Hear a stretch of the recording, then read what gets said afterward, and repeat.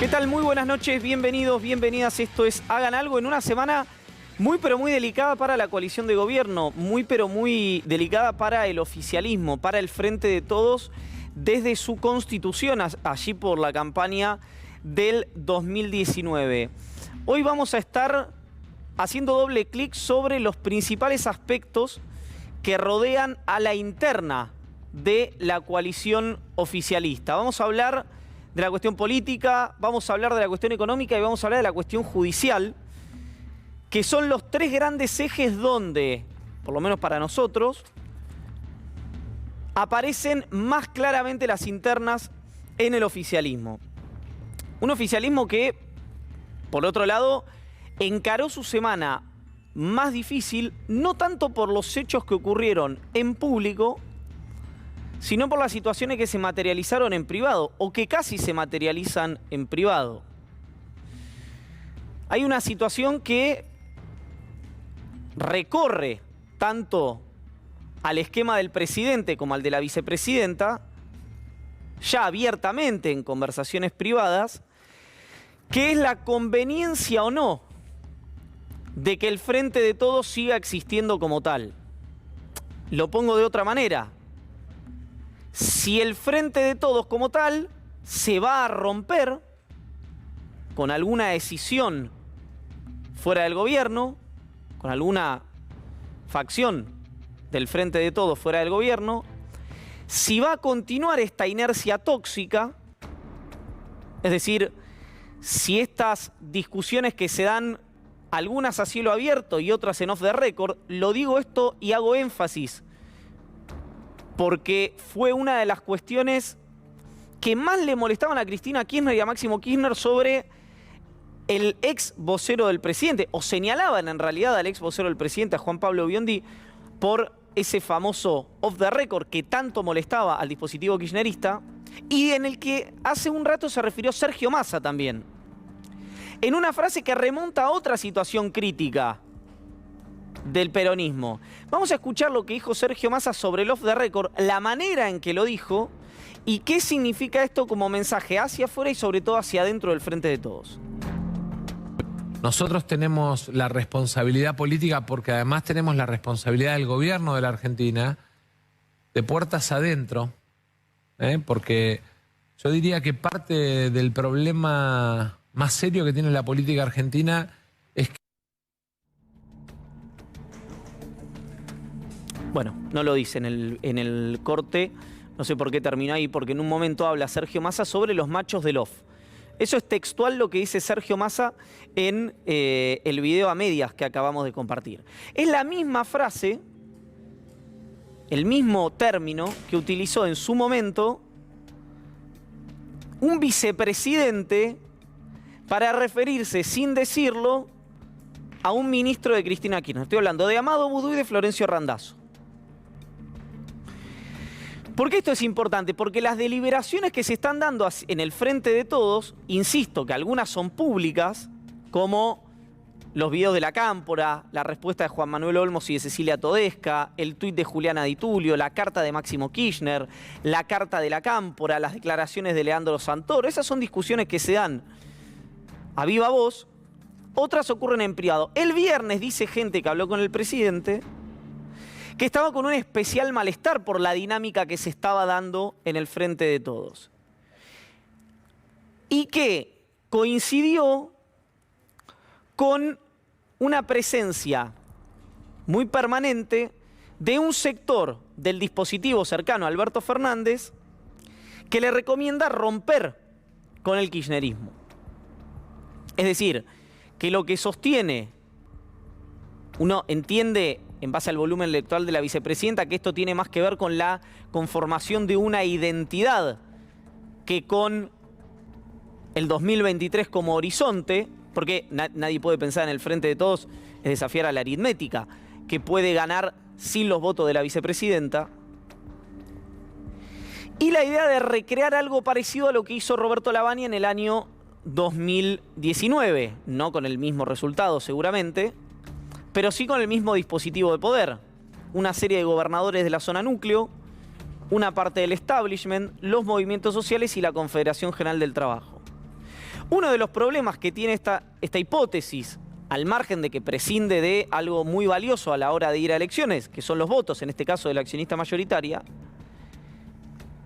es que, por ejemplo, el dispositivo político, que podría ser la Confederación General del Trabajo o los movimientos sociales, si bien sus dirigentes son, si no anticristinistas, más o menos, tiene un problema que sus representados son cristinistas.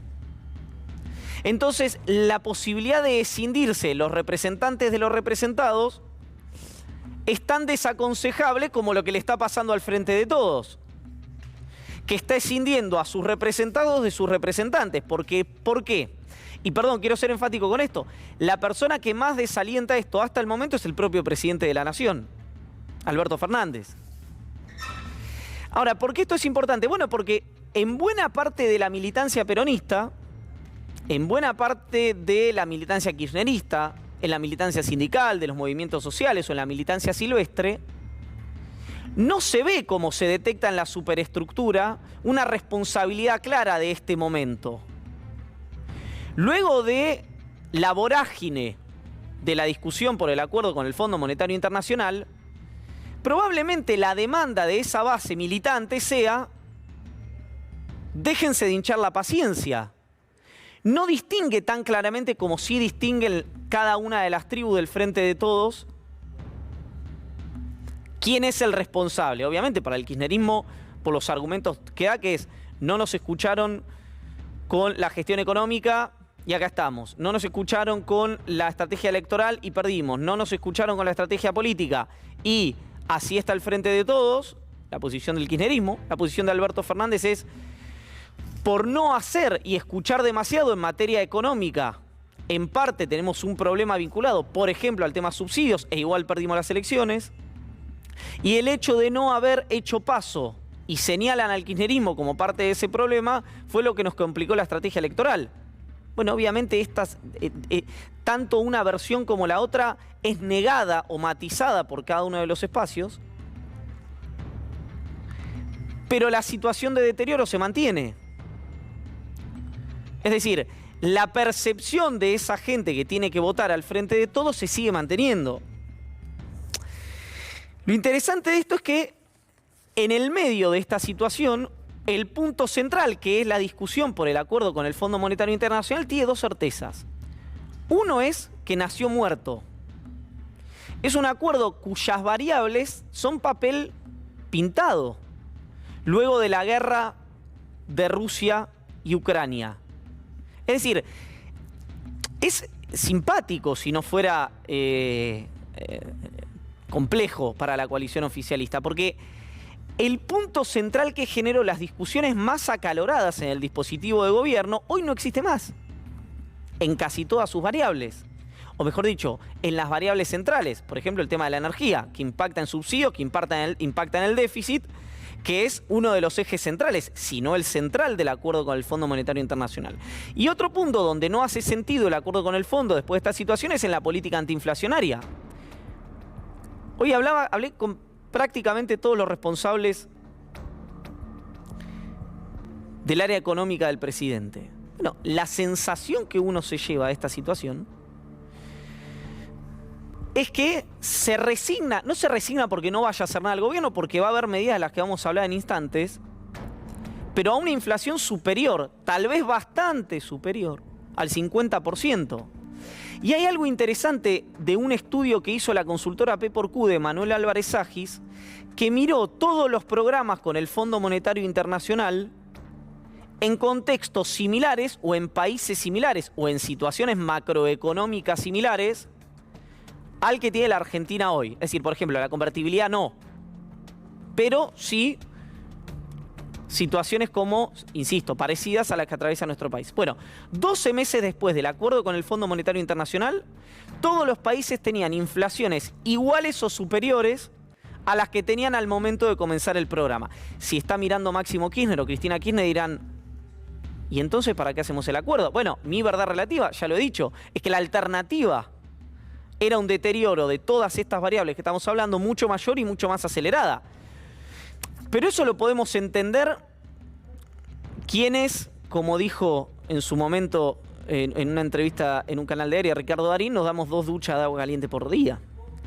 La gente que vio impactada un 8.8%, un 8.6% del precio de los alimentos en el Gran Buenos Aires, o un 7.5% en la medición que hace el Índice Nacional de Estadísticas y Censos, y que va a mantener esa dinámica, no concretamente de la estacionalidad, por ejemplo, de las verduras, pero subieron mucho también las leches y los huevos, la leche y los huevos. Bueno, la situación evidentemente trae una inercia muy compleja para la gestión económica. Y esto en parte puede ser la lectura que está haciendo el kirchnerismo. Un gobierno en el que no tome las decisiones, en el que yo estoy poniendo mi volumen electoral, que soy claramente el accionista mayoritario. Y que además no me hace parte de una negociación sobre el eje central, insisto, la versión del kirchnerismo. ¿Qué estímulo tengo para seguir acá? Lo reformulo. Podría estar pensando Cristina Kirchner, si yo voy a elecciones el año que viene, a una PASO, por ejemplo, en el que si la inercia sigue siendo así de tóxica, podría ir de candidata a senadora nacional por la provincia de Buenos Aires, pero no darle la boleta al candidato, entre comillas, oficial, sea Alberto Fernández o sea otro, pero va a tener que compartir en listas, y si ocurriera en el momento la situación improbable de un triunfo oficialista, el gabinete, pero sobre todo la primera opción, es decir, si el kirchnerismo cree que con este acuerdo pierde la elección el Frente de Todos el año que viene,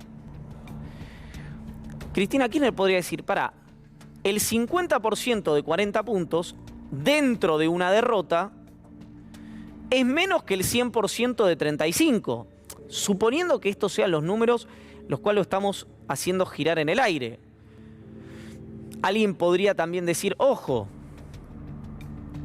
porque si va Milei, que hoy está midiendo 20 puntos a nivel nacional, esos votos se los quita el PRO, hay un balotaje seguro, y en un balotaje es plata o estiércol, para llamarlo de una manera más elegante.